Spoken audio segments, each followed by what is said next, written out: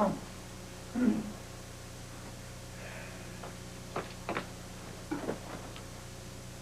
What the deuce is going on in here? A Quartermain expression of support, my dear.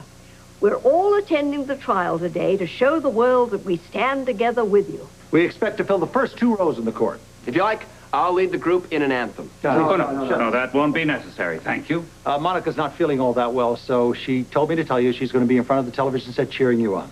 We just want you to know we're behind you. 100%, Grandfather. Thank you, boys. Thank you.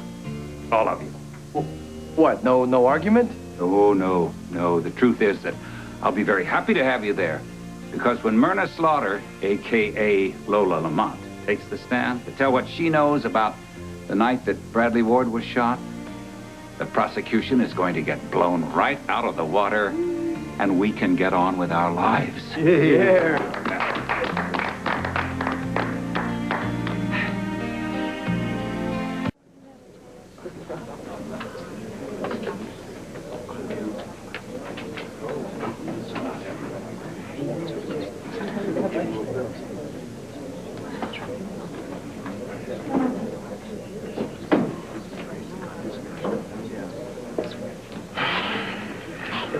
Keisha, don't you have classes?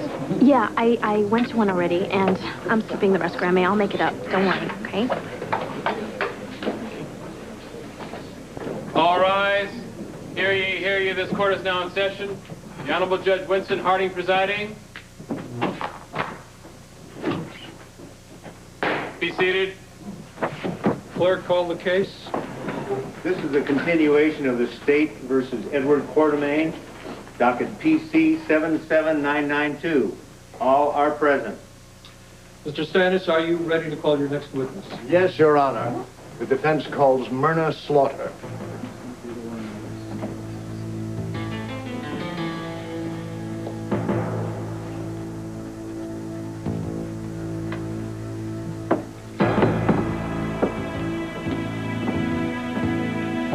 Place your left hand on the Bible and raise your right hand.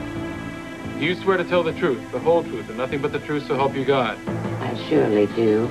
Please be seated.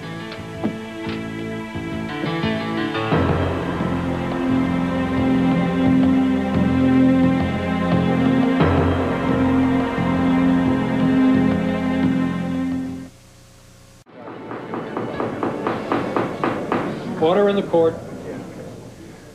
Would you state your name and address, please? Myrna Slaughter.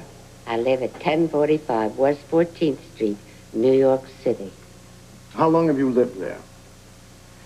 I got the place, fall of 87. And prior to that time? I was out in L.A. a while trying to get work. I was an actress. Have you ever lived in the Port Charles area? Yes, for about 2 years, starting around the middle of 1973. Can you tell us how you came to establish residence here? Sure. Like I said, I was an actress.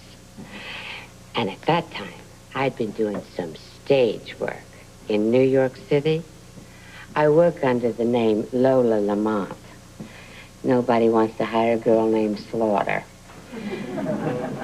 Anyway, I didn't get the breaks.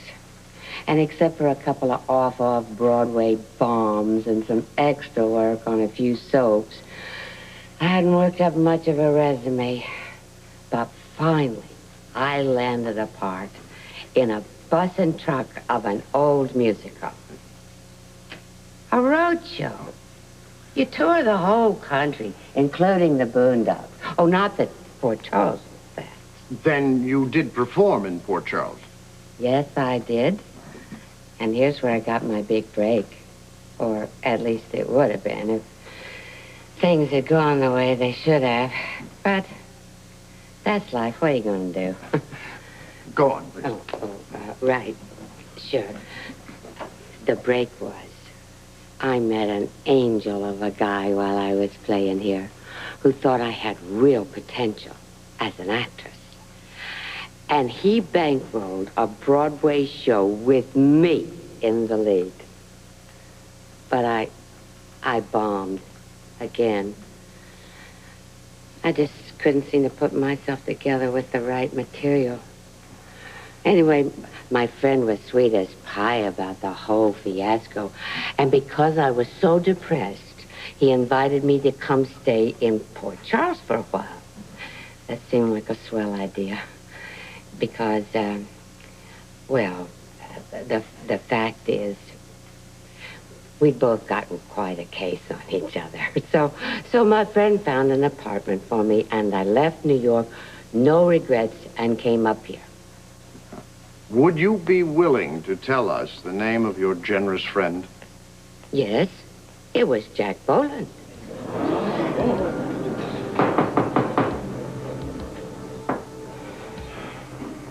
Did you see Mr. Boland frequently during your stay in Port Charles?